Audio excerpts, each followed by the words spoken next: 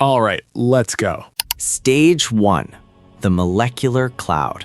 Everything begins as nothing. Before a star, there is a cloud, not a small cloud, a molecular cloud, an enormous region of gas and dust drifting through a galaxy, composed mostly of molecular hydrogen with traces of helium, carbon monoxide, and every heavy element forged inside previous generations of stars that lived and died before ours formed. These clouds can span hundreds of light years.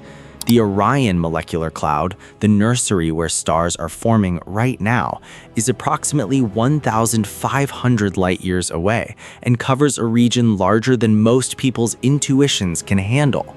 For millions of years, these clouds exist in equilibrium. Gravity pulls inward, internal pressure pushes outward.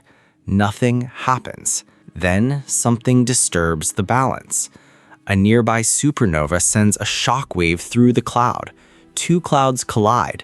A spiral arm of the galaxy passes through and compresses the gas. The equilibrium breaks. Gravity wins locally. A region of the cloud begins to collapse. This is not dramatic. It takes millions of years, but it is the beginning of everything that follows. Stage 2. The Protostar. Heat without fire. As the cloud collapses, the material at the center accumulates and compresses. Compression generates heat. Not nuclear heat, not yet. Just the kinetic energy of infalling gas converting to thermal energy as it packs tighter and tighter into a central clump. This central clump is a protostar. It is not yet a star in any meaningful sense. It has no fusion. It produces no light of its own. It is simply a hot, dense ball of gas radiating the energy of its own gravitational collapse. It is surrounded by a rotating disk of gas and dust, a protoplanetary disk, from which planets may eventually form. Jets of material are fired outward from the protostar's poles along magnetic field lines, blasting material back into space while the core continues to compress. This stage lasts between 100,000 and 500,000 years for a sun-like object. For a massive star, the whole process is faster, sometimes as short as 10,000 years. For a very low-mass object, it stretches longer. The protostar is accreting material continuously, mass falling in, temperature rising, pressure building, all of it heading toward a threshold that will change everything. Stage 3. The T Tauri Phase. Adolescence. For low to medium mass stars, anything below about 2 solar masses, there's an intermediate phase before the star fully ignites. This phase is named after a star in the constellation Taurus called T Tauri, which was identified in 1852 and became the prototype for a whole class of young stellar objects. T Tauri stars are not yet burning hydrogen in their cores. They are powered entirely by gravitational contraction, the energy of continued collapse. But they are visible. They are luminous. They produce strong stellar winds and intense ultraviolet radiation. They are variable. Their brightness fluctuates erratically. They are surrounded by protoplanetary disks that are actively being shaped by the radiation pressure and winds blasting outward from the young star. T Tauri stars clear their surrounding gas and dust in a process that takes roughly 10 million years. Any planets that are going to form must form within this window before the disk is dispersed. The solar system formed from a T Tauri phase. Every rocky planet you know, including the one you are standing on, assembled during this period around the sun. After about 100 million years, the core temperature reaches 10 million Kelvin. Hydrogen fusion ignites. The star has officially arrived. Stage 4. The main sequence. The long burning. This is where stars spend 90% of their lives. The main sequence is not a stage of change. It is a stage of balance. Hydrogen in the core fuses into helium, releasing energy. That energy creates outward radiation pressure. That pressure exactly counteracts the inward pull of gravity. The star sits in equilibrium, steady, stable, burning. For the sun, this phase lasts approximately 10 billion years. The Sun is currently 4.6 billion years into it. It has roughly 5 billion years left on the main sequence.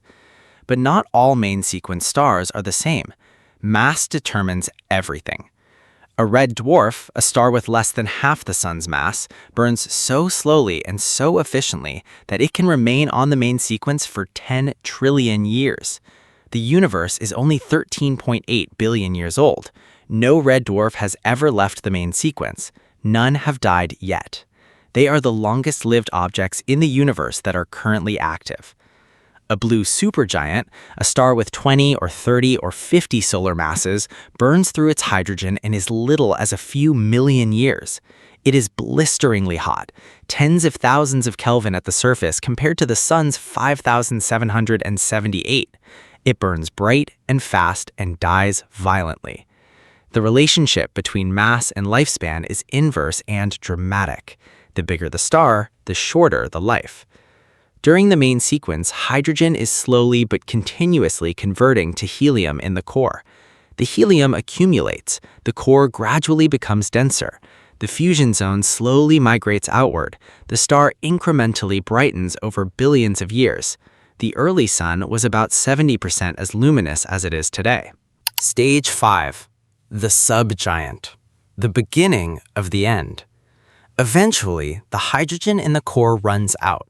Not all at once, gradually, but the point comes when fusion in the core can no longer sustain the outward pressure. The core contracts under gravity. The contraction releases gravitational energy, which heats the hydrogen shell just outside the core. That shell ignites. Shell hydrogen fusion begins. This produces more energy than the core fusion did, and the extra energy inflates the outer layers of the star. The star is beginning to expand. Its surface temperature drops as it gets bigger. It is leaving the main sequence. This transition phase is called the subgiant branch. For the Sun, it will last about 1 to 2 billion years. The star does not change dramatically in appearance, but internally it is fundamentally restructuring. The inert helium core is building up. The hydrogen-burning shell is producing enormous amounts of energy, and the outer layers are responding to that energy by expanding outward. The star is no longer what it was. The long, stable burning phase is over. Stage 6. The red giant. The expansion. The outer layers of the star keep expanding. The surface temperature continues to drop. The star turns red. For a Sun-like star, this expansion is enormous. The Sun will eventually expand to somewhere between 100 and 200 times its current radius. At 200 solar radii, the Sun's surface would reach approximately the orbit of Earth. It will swallow Mercury. It will swallow Venus. Earth's fate is disputed. Some models place Earth just inside the expanded Sun's surface. Some place it just outside. Either way, Earth will be uninhabitable long before the actual swallowing. The increased luminosity of the dying Sun will boil off Earth's oceans roughly 1 billion years from now. Inside the red giant, something important is happening. The helium core is compressing under gravity and heating up. At approximately 100 million Kelvin, roughly 10 times the temperature required for hydrogen fusion, helium itself ignites. Helium fusion produces carbon and oxygen. This ignition is called the helium flash. For low-mass stars, the helium flash is not a gentle ignition. It is an explosive runaway fusion event, releasing as much energy as an entire galaxy for a few seconds. It happens deep in the core and does not visibly affect the outer star, but internally, it is one of the most violent events a star of this mass will experience. After the helium flash, the star settles into a new equilibrium, now burning helium in the core, and becomes slightly smaller and hotter. This new phase is called the horizontal branch. Stage 7. The asymptotic giant branch. The final expansion. The helium in the core eventually runs out the same way the hydrogen did. The carbon-oxygen core contracts. A helium-burning shell ignites around the core. A hydrogen-burning shell burns further out. The star now has two separate burning shells and an inert core. This double shell structure is unstable. The two shells interact. Thermal pulses occur, periodic explosive bursts of helium fusion that generate enormous energy and cause the star to pulse and heave. Material from deep in the star, carbon, nitrogen, oxygen, gets dredged upward to the surface during these pulses. The star becomes a carbon star, enriched in heavy elements that it is now seeding into the surrounding space. The outer layers are loosely bound. The thermal pulses drive powerful stellar winds that shed the outer layers into space. The mass loss rate during this phase can reach 10,000 times the solar wind rate. The star is dissolving outward while its core sits inert and compressed at the center. This is called the Asymptotic Giant Branch, or AGB phase. It is the final stage before the star completely sheds its outer layers and exposes what is left behind. Stage 8, the Planetary Nebula. The shell. As the outer layers disperse into space, they form a glowing shell of gas around the dying star. This is a planetary nebula, one of the most visually spectacular objects in the universe. The name is misleading. Planetary nebulae have nothing to do with planets. Astronomers in the 18th century, using small telescopes, thought they resembled the disk of a planet. William Herschel coined the term in 1785. The name stuck despite being completely inaccurate. What a planetary nebula actually is, the outer layers of a dead star expanding outward at 20 to 30 kilometers per second, lit up by ultraviolet radiation from the hot core still exposed at the center. The shapes are extraordinary. Rings, hourglasses, butterflies, spirals, jets. The structure is shaped by magnetic fields, binary companions, and the geometry of the ejected winds. The Helix Nebula, 650 light-years away, is the closest planetary nebula to Earth. Its outer ring spans roughly 2.5 light-years. The Butterfly Nebula stretches 2 light-years. The Ring Nebula in Lyra is the most famous, visible in small telescopes as a tiny smoke ring in the sky. Planetary nebulae last about 10,000 to 20,000 years before they fade. The material they eject, carbon, nitrogen, oxygen, neon, disperses into the interstellar medium. It becomes the raw material for the next generation of stars and planets. Every atom of carbon in your body was forged inside a star and ejected through a planetary nebula. Stage 9, the White Dwarf, the cooling ember. What is left after the planetary nebula clears is the core of the dead star, a white dwarf. A white dwarf is an object roughly the size of Earth containing roughly the mass of the Sun. Its density is approximately 1 million grams per cubic centimeter. A teaspoon of white dwarf material would weigh approximately 5 tons on Earth. It produces no fusion, nothing is burning inside it. It is simply a very hot, dense remnant radiating away its stored thermal energy into space. When first formed, a white dwarf has a surface temperature of around 100,000 Kelvin, far hotter than any main sequence star. Over billions of years, it slowly cools. It is supported against further gravitational collapse not by fusion pressure, but by electron degeneracy pressure, a quantum mechanical effect in which electrons resist being compressed beyond a certain density. This support has a limit. A white dwarf cannot exceed 1.4 solar masses, a threshold called the Chandrasekhar limit, named after astrophysicist Subrahmanyan Chandrasekhar, who calculated it in 1930 at age 19. Exceed this mass, and a white dwarf collapses further or explodes. White dwarfs are the final state of approximately 97% of all stars in the universe. The Sun will become one. Most stars will become one. They are the most common stellar remnant in existence. Stage 10, the Black Dwarf. The end that has not happened yet. Given enough time, a white dwarf will cool completely. Its temperature will drop. Its glow will fade. Eventually, after trillions of years, it will reach thermal equilibrium with the background temperature of the universe, a cold, dark ball of degenerate matter drifting silently through space. No fusion, no light, no heat. A black dwarf. Here's the thing. No black dwarf exists yet. The universe is only 13.8 billion years old. The cooling timescale for even the oldest white dwarfs is far longer than the current age of the universe. The coolest known white dwarf, WD0346 plus 246, has a surface temperature of about 3,900 Kelvin, still glowing, still radiating. Black dwarfs are a future object. They're what the universe will eventually be filled with. Dark, cold remnants of stars that burned billions of years ago, but we are too early in cosmic history to have seen one.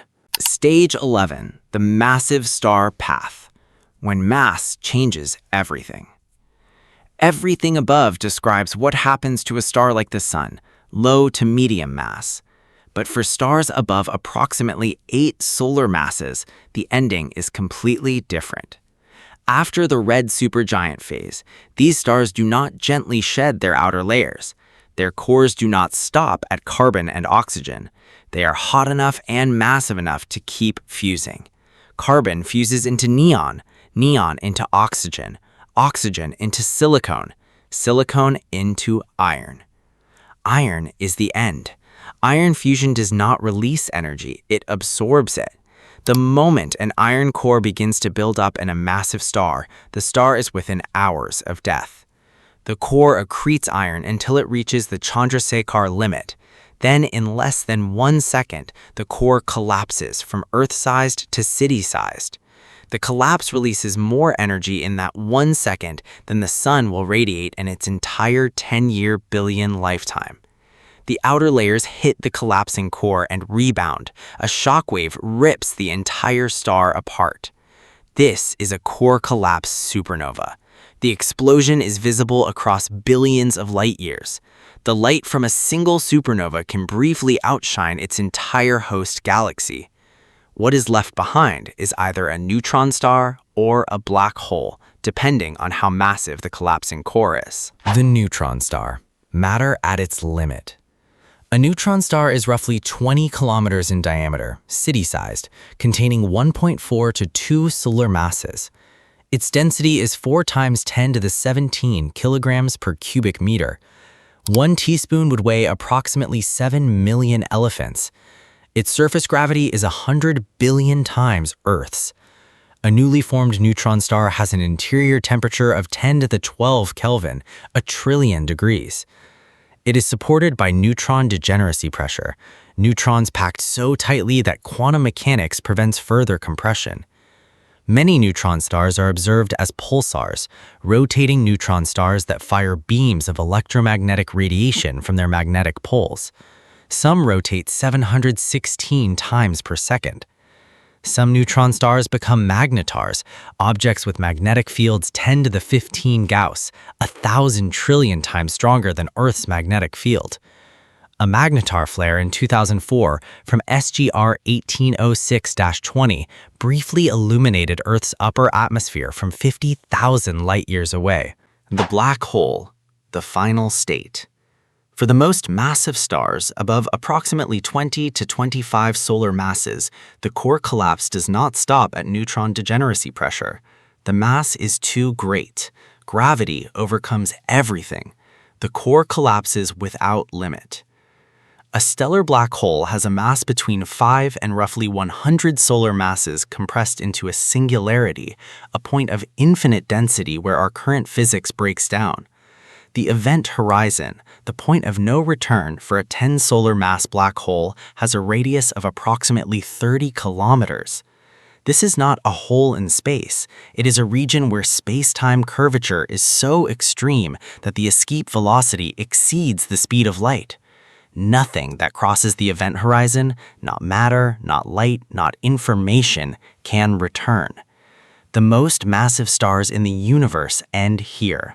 Not as a cooling ember, not as a fading remnant, as an object that breaks physics at its boundary and holds its contents forever. From a cloud of drifting gas to a protostar to a burning main sequence star to a red giant to a planetary nebula to a white dwarf slowly cooling in the dark. Or, if the mass is high enough, from a burning blue supergiant to a supernova to a neutron star spinning 700 times a second, or a black hole from which nothing escapes. Every atom in your body passed through at least one of these stages before the solar system formed. You are made of stellar remnants. The iron in your blood was forged in a dying star. The oxygen you are breathing was ejected in a planetary nebula. Stars do not just die, they seed everything that comes after them.